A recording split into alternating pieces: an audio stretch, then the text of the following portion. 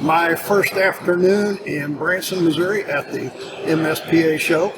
And you know what? We're just getting set up. We're going to do a poolside thing here around 5:30 tonight. But somebody stopped here at the booth and said, "What are you doing? Selling cleaning stuff?" And he goes, "Oh, wait a minute."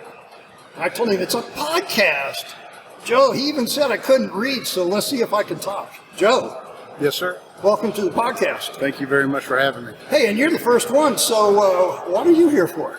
I am here. I own a commercial air filter sales and service company in the state of Missouri.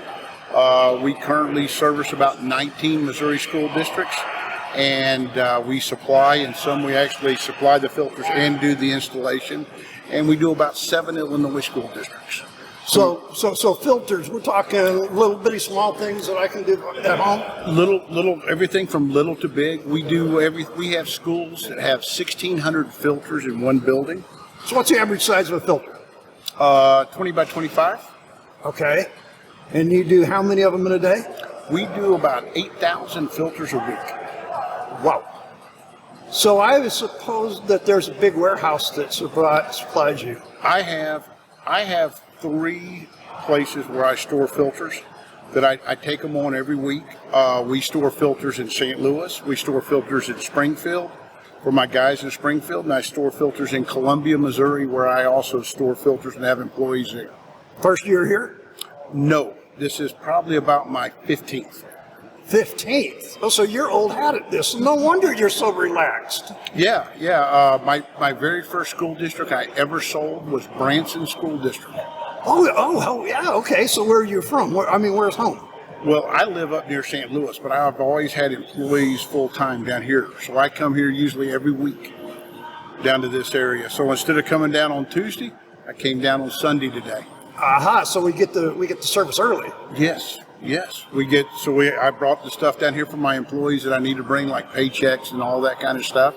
And I just came down on Sunday to be part of this today. And then all day tomorrow I have a booth set up. Going to try to grow the company some more and add some more school districts and give them a really good product at a fair and reasonable price and great service. So, you know, what's always interesting on a podcast is to find out what's behind it. I mean, that's why we call it Beyond Clean. I mean, It's, you know, you're cleaning air, which is interesting because I'm doing a series of IAQ with the Missouri School Boards Association. Yep. Okay. We're doing a big podcast thing with them. So, hey, my first podcast here at the show is air quality. Air quality. But I'm always interested, how does somebody actually get started in a certain field? They usually don't. I didn't. I started out as an engineer. I graduated from Auburn University, was an engineer for McDonnell Douglas.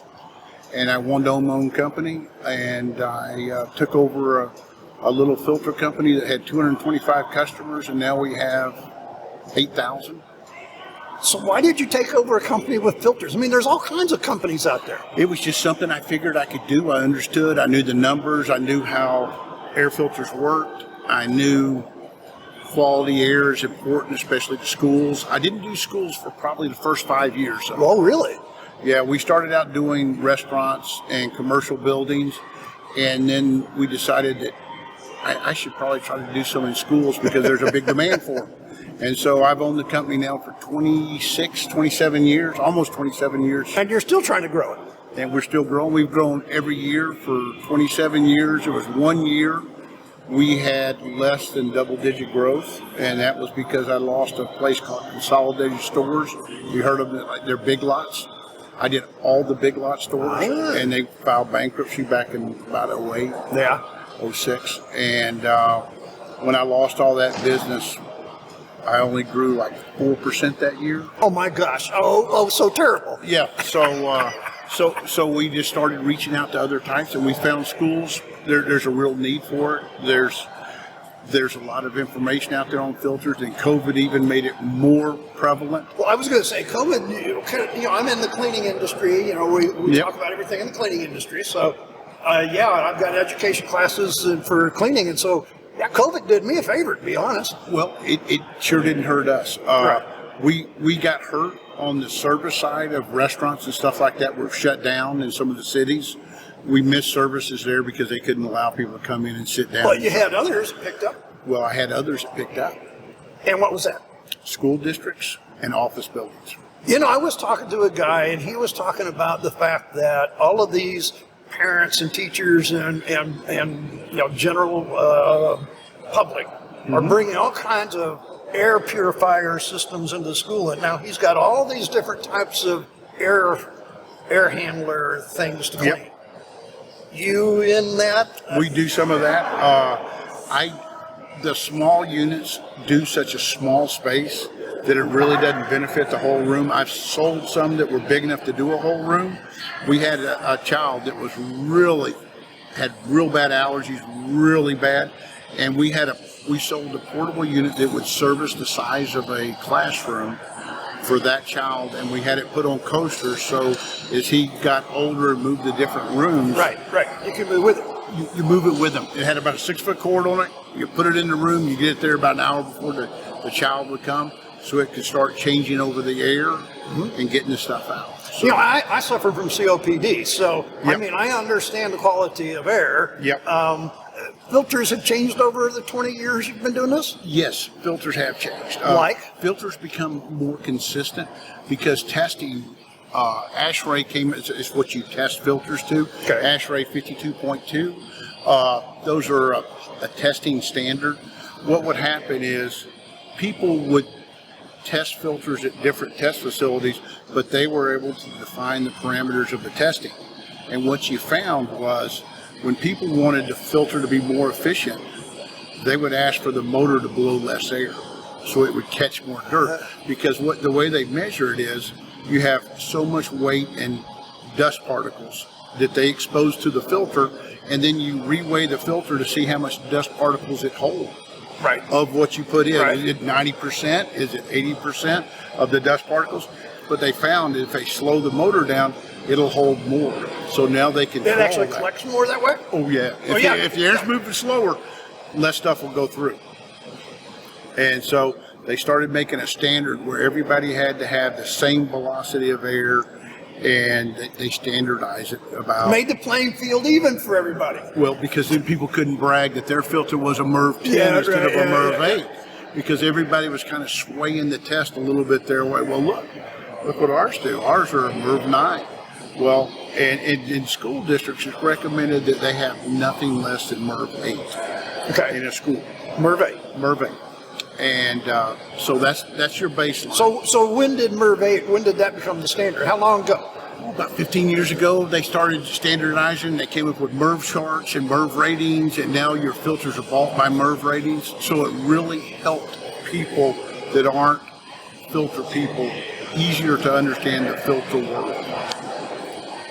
So they took some of the work out of your hands and made a standard out of it. So Yes. what's new on there? I guess I always look at, we say what's going on next. Well, what they're trying to do now is to increase the efficiency of the filter, but not the resistance. So they want to let more air through, but yet increase the efficiency of what it holds and what size particles it can stop, down to 1 micron, 2 microns, 3 microns. And so the big thing in the filter industry is you want to get as much particles captured in the filter, but without restricting the air. Because the more you can do that, the better off the equipment is. Right, and I kind of understand somewhat of all of that, Joe. Yep. Because I work with HEPA filter vacuums and Yes. airflow with that vacuums, and I'll never forget a name. I won't mention the name. A superintendent that said we took the HEPA filters out so we get more airflow, and I'm like, wait a minute. You just told me that you didn't care about the health of your employees, because that's what the HEPA filter is all about. That's exactly Now, right. I understand the airflow, but then there is trade-offs here. There's absolutely trade-offs, because when the air's slowed too long or too much and it's reduced too low, the units will freeze up, because a unit, whether it's running in heat mode or air conditioning mode, they're more sensitive in the air conditioning mode. A unit, if it doesn't have enough airflow, it will absolutely freeze that coil up. Right. So you got to have airflow. And if they don't have it, and that's why you put good filters in, and you keep them changed. I heard a tip for homeowners coming here. Absolutely. I tell homeowners, change your filter every 2 months. They go, well, it doesn't look dirty. You don't know what that thing's capturing. Throw it away. Put it in the trash can outside, you're done with it. I change my filter at home every month. I run a Merv. Of course, you have filters at your disposal. Come on, Joe. You can do that. Anybody I know can have filters at their disposal. I would just kind of beat you up a little bit, Joe. No, but absolutely, homeowners are probably one of the biggest abusers. They buy the cheapest filter they can, and they're not doing their equipment any favors, and they aren't doing their self any favors. I was going to say, what's the main reason you should use a filter?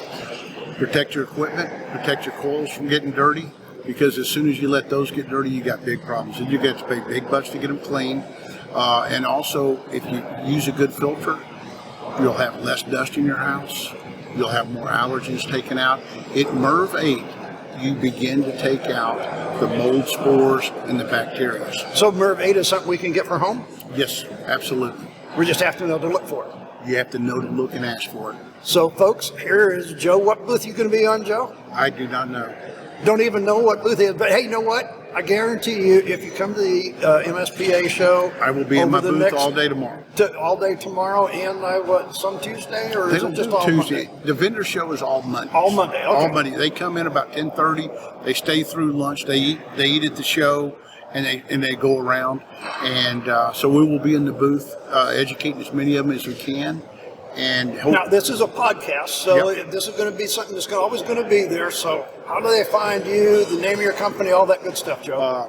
We're Air Filter Sales and Service, and they can find us on the website at filterserviceofstlouis.com. They can call us at 636-561-6131, and my wife, who runs the office, will probably answer the phone, and we will help you in any way we can.